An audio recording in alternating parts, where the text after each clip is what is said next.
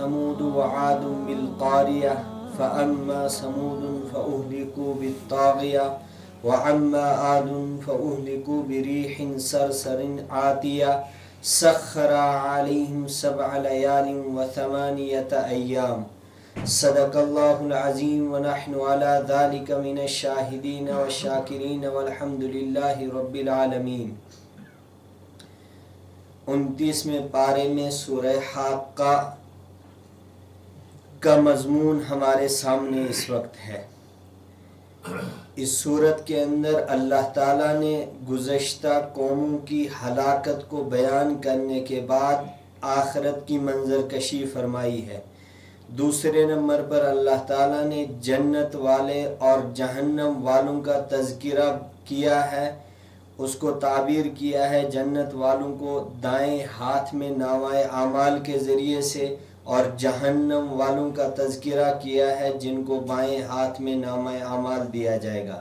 آخر میں اللہ تعالیٰ نے قرآن پاک کی حقانیت کو بیان کیا ہے۔ اس سورت کا انداز قرآن پاک کی سورتوں میں سے انوکھا انداز ہے۔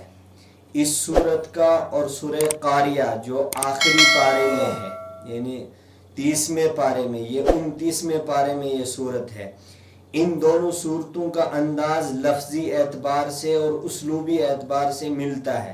جیسے سورہ حاقہ کی ابتدا اللہ تعالیٰ نے فرمائی الحاقہ ملحاقہ وما ادراک ملحاقہ، اسی طرح سورہ قاریہ کا انداز ہے القاریہ ملقاریہ وما ادراک ملقاریہ۔ ایک ہی چیز کو اللہ تعالیٰ بار بار دہرا رہے ہیں۔ الحاقہ حقیقت میں آنے والی چیز، ملحاقہ آپ کو کیا معلوم کہ وہ حقیقت میں آنے والی چیز کیا ہے، وما ادراک ملحاقہ آپ کچھ سمجھتے ہو کہ وہ حقیقت میں آنے والی چیز کیا ہے، کون سی چیز ہے؟ کذبت ثمود وعاد بالقاریہ، اس کھڑکھڑانے والی چیز کو، اس دنیا کو تباہ کرنے والی چیز کو اس سے پہلے قوم سمود نے بھی جھٹلایا، قوم عاد نے بھی جھٹلایا۔ فَأَمَّا ثَمُودٌ فَأُهْلِكُوا بِالطَّاغِيَةِ، تو رہی قوم سمود تو اللہ تعالیٰ نے ایک زبردست آواز کی ذریعے سے ان کو ہلاک کر دیا۔ وَأَمَّا عَادٌ فَأُهْلِكُوا بِرِيحٍ صَرْصَرٍ عَاتِيَةٍ، بہرحال دوسری قوم جنہوں نے آخرت کو جھٹلایا تھا اس کو اللہ تعالیٰ نے ایک تیز اور تند ہوا سے ہلاک کر دیا تھا۔ فَهَلْ تَرَى لَهُم مِّن بَاقِيَةٍ، کیا اللہ کی زمین پر، کیا میری زمین پر، اس آسمان کے نیچے ان بڑی بڑی قوموں میں سے آپ کو کوئی دکھ رہی ہے؟ فَهَلْ تَرَى لَهُم مِّن بَاقِيَةٍ، کیا ان بڑے بڑے شہنشاہوں، ان بڑے بڑے طاقتور لوگوں میں سے، بلکہ حدیث پاک میں آیا کہ ایک ایک انسان 70 گز لمبا ہوتا تھا، اور اسی طرح پہاڑوں کے اندر اپنے گھروں کو تیار کرتے تھے اور بڑے بڑے پہاڑوں اور چٹانوں کو اپنے ہاتھوں سے اٹھا کر پھینکتے تھے۔ اس کے بارے میں قرآن پاک کہتا ہے فَهَلْ تَرَى لَهُم مِّن بَاقِيَةٍ، کیا میری زمین پر ان میں سے کوئی انسان دکھتا ہے؟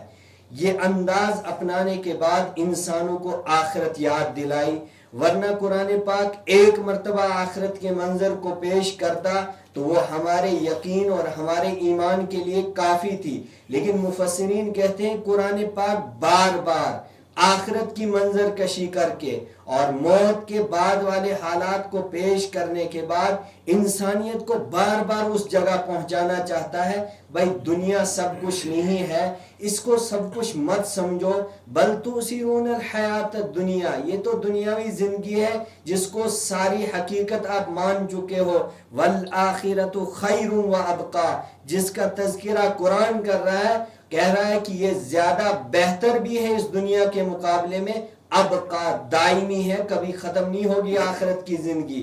تو اس زندگی کے لیے انسان کیا جمع کر رہا ہے، کیا آگے بھیج رہا ہے، اس کو دیکھنا ہر ایمان والے کی ایک ضرورت ہے اپنی زندگی کو بچانے کے لیے۔ اس کے بعد دوسرا مضمون جو بیان کیا، ایک موقع پر حضرت عائشہ بہت رو رہی تھی، اللہ کے حبیب نے جب حضرت عائشہ کی آنکھوں سے آنسو بہتے ہوئے دیکھے، فرمایا یا عائشہ ماذا تفعل، آپ کیا کر رہی ہو، آپ کو ایسے آنسو آپ کی آنکھوں سے کیوں بہ رہے ہیں؟ حضرت عائشہ نے فرمایا یا رسول اللہ، اے اللہ کے رسول، کیا آپ قیامت کے دن اپنے گھر والوں کو یاد رکھو گے؟ اللہ کے حبیب نے فرمایا اے عائشہ 3 مقام قیامت کے دن ایسے آنے والیں گے، اللہ کے حبیب بھی جب تک ان کے سامنے کوئی بات واضح نہ ہو جائے تب تک وہ اپنے گھر والوں کو بھی یاد نہیں کریں گے۔ ان 3 مقام اور موقعوں میں سے ایک یہ موقع ہے جو سورہ حاقہ میں اللہ تعالیٰ نے بیان کیا۔ اللہ کے حبیب نے فرمایا جب تک مجھے یہ معلوم نہ ہو کہ میری امت کے اس بندے کو نامہ اعمال اس کے دائیں ہاتھ میں دیا جا رہا ہے یا اس کے بائیں ہاتھ میں، اگر دائیں ہاتھ میں دیا جائے گا کچھ کمیاں ہوں گی، ان کو شفاعت کے ذریعے سے پورا کیا جائے گا، لیکن اگر بائیں ہاتھ میں نامہ اعمال مل گیا اس کا مطلب اس کی ہلاکت کا کام تو پورا ہو چکا ہے، یہ تو جہنم کا انسان ہے، اس کی سفارش اب نہیں ہو سکتی ہے۔ اس کی منظر کشی قرآن پاک نے بہت عجیب انداز اور انوکھے انداز میں پیش فرمائی۔ فَأَمَّا مَنْ أُوتِيَ كِتَابَهُ بِيَمِينِهِ، جس کا نامہ اعمال اس کے دائیں ہاتھ میں دیا جائے گا، فَيَقُولُ هَاؤُمُ اقْرَءُوا كِتَابِيَهْ، وہ کہے گا لے لو میرے اس نامہ اعمال کو پڑھو۔ اللہ کی زمین پر محشر کے میدان میں ہر مخلوق جمع ہوگی، جب کسی انسان کو دائیں ہاتھ میں نامہ اعمال ملے گا تو وہ اپنا یہ رزلٹ اور یہ اپنا کارنامہ خوشی کے مارے کہے گا ہاؤ اقرؤ کتابیہ۔ محشر کے میدان کے اندر ساری مخلوق کے سامنے اپنے رجسٹر کو اور اپنے اس رزلٹ کو پیش کرے گا اور خوشی سے کہے گا انی ظننت انی ملاق حسابیہ، مجھے یہ یقین تھا میں اللہ کی زمین پر اچھے کام کر کے آیا ہوں اور مجھے یقین تھا انی ملاق حسابیہ، میرا نامہ اعمال میرا رزلٹ صحیح ہوگا، میں پاس ہو چکا ہوں اپنے کاموں میں، اس لیے میرا نامہ اعمال کو پڑھو اور خوشی کا اظہار کرو۔ اللہ تعالیٰ فرماتے ہیں وہ کیسا ہوگا؟ فَهُوَ فِي عِيشَةٍ رَاضِيَةٍ، آرام کی زندگی میں ہوگا، اور کیسی آرام؟ فی جنت عالیہ، بلند ترین باغات کے اندر اللہ تعالیٰ اس کو بھیج دیں گے، قطوفہا دانیہ، میوہ جات کے سارے پھلوں کو اللہ تعالیٰ سارے پیڑوں کو اس کے سامنے جھکا دے گا، جو میوہ اور جو پھل چاہے گا۔ قرآن پاک نے کہا آج تم نے میری زمین پر رب چاہی زندگی گزار کر آئے ہو اور میرا مان کر تم یہاں آئے ہو، ما تشتہی انفسکم، جو تمہارا دل چاہے گا میری جنت کے اندر وصول کر لو۔ اور اس کے بعد کہا جائے گا فرشتوں کے ذریعے سے کلو وشربو ہنیئا بما اسلفتم فی الایام الخالیہ، کھاؤ اور پیو اس لیے کہ اللہ کی زمین پر تم نے جو زندگی گزاری ہے وہ اللہ کے حکم کے مطابق گزاری ہے۔ لیکن اس کے بالمقابل جس شخص کا نامہ اعمال اس کے بائیں ہاتھ میں دیا جائے گا وہ کیا کہے گا؟ فَأَمَّا مَنْ أُوتِيَ كِتَابَهُ بِشِمَالِهِ، جس کا نامہ اعمال اس کے بائیں ہاتھ میں دیا جائے گا، فَيَقُولُ يَا لَيْتَنِي لَمْ أُوتَ كِتَابِيَهْ، وہ کہے گا کاش کہ میرا نامہ اعمال مجھے دیا ہی نہ ہوتا، کیوں نہ دیا ہوتا؟ یا لیتہا کانت القاضیہ، اے اللہ میری موت نے میرا کام تمام کر دیا ہوتا، میں راکھ بن گیا ہوتا۔ جس طرح غیروں کا یہ یقین ہے کہ انسان جب مر جاتا ہے اس کو اٹھایا نہیں جائے گا، وہ راکھ کی طرح ہوا کے اندر اڑ جاتا ہے، اس طرح میں راکھ بن جاتا، آج میرا نامہ اعمال میرے سامنے نہ پیش کیا جاتا۔ کیا کہے گا؟ لم اوت کتابیہ ولم ادری ما حسابیہ یا لیتہا کانت القاضیہ ما اغنا عنی مالیہ، دنیا میں مال بہت جمع کیا تھا لیکن جواب کیا دے گا؟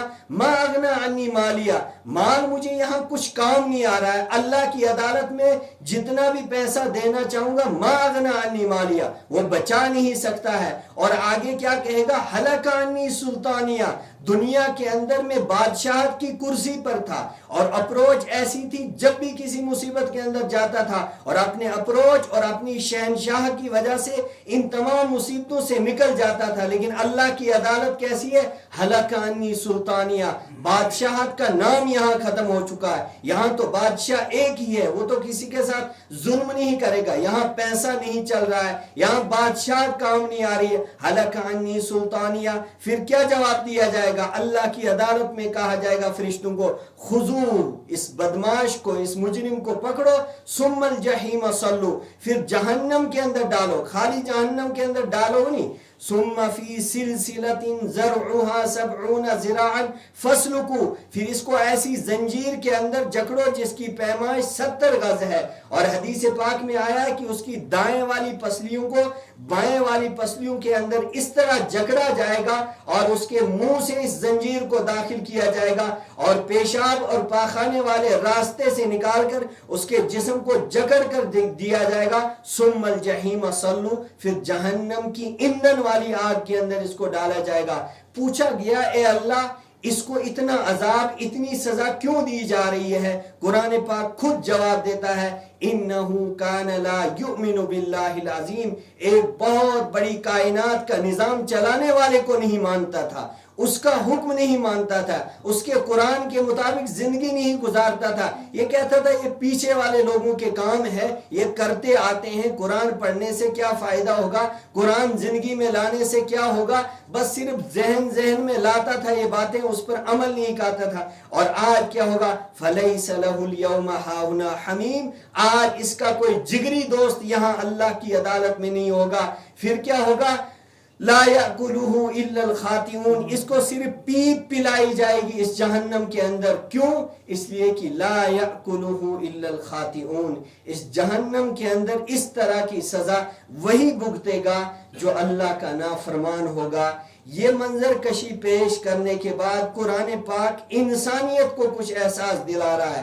اللہ کے بندوں کو قرآن پاک خود احساس دلاتا ہے. اور بار بار میں نے کہا کہ 35% آیات کے اندر آخرت کے مناظر کو ریپیٹ کرتا ہے قرآن. یہ ریپیٹ کرنے کی ضرورت کیوں ہے؟ محدثین اور مفسرین لکھتے ہیں تاکہ انسان فوراً بھٹک جاتا ہے اس کا ذہن، پھر قرآن پاک واپس لاتا ہے. ایک صورت کے اندر پھر پیچھے جاتا ہے ذہن انسان کا، پھر قرآن پاک واپس لاتا ہے کہ نہیں تیرے سامنے ایک بڑی زندگی اور اصل حقیقت سامنے ہے. اس پیچھے والی زندگی کو سب کچھ مت سمجھنا، اس لیے کہ تیرے سامنے ایک ایسے حالات پیدا ہونے والے ہیں، قبر والے حالات، محشر والے حالات، جنت اور جہنم کے حساب و کتاب والے حالات. اس کے لیے اپنے لیے کچھ تیاری کر. قرآن پاک نے ایک اور موقع پر فرمایا یا ایھا الذین آمنو، اے ایمان والو، ولتنظر نفس ما قدمت لغد، ہر انسان کو دیکھنا ہے کہ کل کے لیے کیا تیاری کر رہا ہے. کل سے مراد وہاں قرآن پاک کی آیت کے اندر قیامت کا دن ہے. اس کے لیے ہم کتنی تیاری کر رہے ہیں؟ اس مہینے کے اندر بھی کتنا ہو رہا ہے؟ ہر انسان کو جاگنے کی ضرورت ہے، قرآن کے مطالعے کی ضرورت ہے، قرآن کے معانی کے پڑھنے کی ضرورت ہے. اور خاص طور سے اس نازک دور کے اندر قرآن پاک کو اپنے ساتھ جوڑنے کی ضرورت ہے، ورنہ بہت سارے خطرات سامنے ہیں. اللہ تعالیٰ آپ کو بھی مختلف خطرات سے محفوظ فرمائے. اللہ تعالیٰ ہم سب کے ایمان کی حفاظت فرمائے. قرآن پاک کو ہماری زندگی کا عنوان بنائے. اللہ تعالیٰ موت کا وقت ہم سب کے لیے آسان فرمائے. موت کا وقت جب آ جائے اللہ تعالیٰ ہم سب کو کلمے والی اور ایمان والی موت نصیب فرمائے. وآخر دعوانا الحمدللہ رب العالمین.